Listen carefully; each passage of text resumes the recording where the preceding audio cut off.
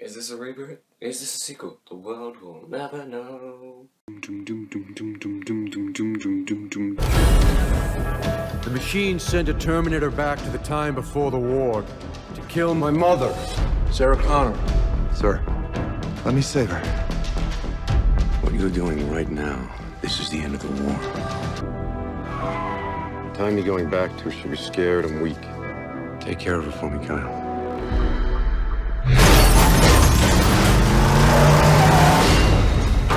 Come with me if you want to live!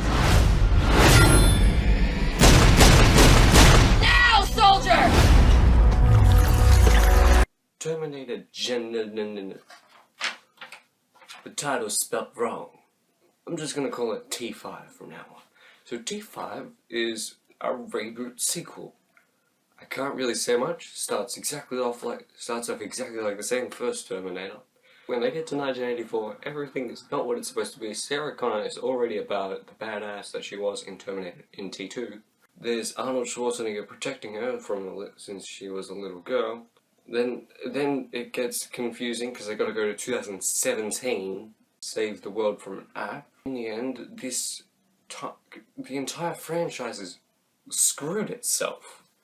The action sequences aren't memorable. If I have to really think about it, the best one I can remember is the one in the helicopter chase scene. That's it. I remember very few others.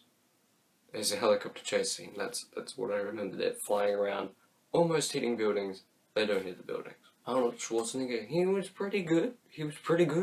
But when your best actor is Arnold Schwarzenegger in a movie, you've got a problem with that. You can see people like Emilia Clarke is really trying. I've heard she's pretty good on Game of Thrones. Haven't seen it. Jai Courtney, he tries. He's not the worst he's been. He's just bland. He doesn't have charisma. I haven't seen him any time when he has charisma. Jason Clarke, he was fine. I didn't really care for him. I didn't really care much for the characters. I'm like, alright. This is like a giant dumb action movie. I'm just gonna sit here and watch it. I had my expectations down below the ground. You can't see my hand, but it's way lower. And I actually got pleasantly surprised with this by how dumb and entertaining it was. Matt Smith is in this movie. What a waste.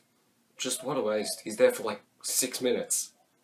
And he's not even in person for 2 of those. He's like in person for 30 seconds, and then all of a sudden he's a digital thing.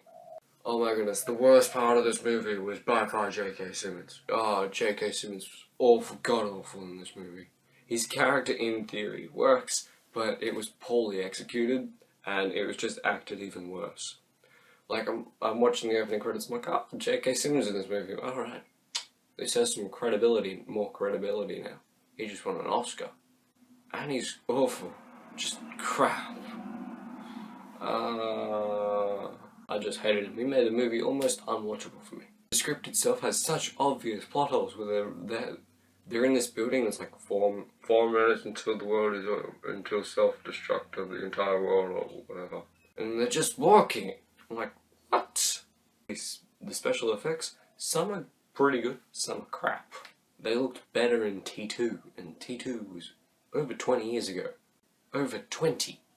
And the best, and some of the worst effects, oh my goodness, they had lightning. It was so crap. I'm like, oh, you didn't just do that. The T1000 effects, they looked crap. The best effects were probably for the T800s. This was more of a dumb fun action movie, and I had a good time with it. Can I recommend it? I guess I can.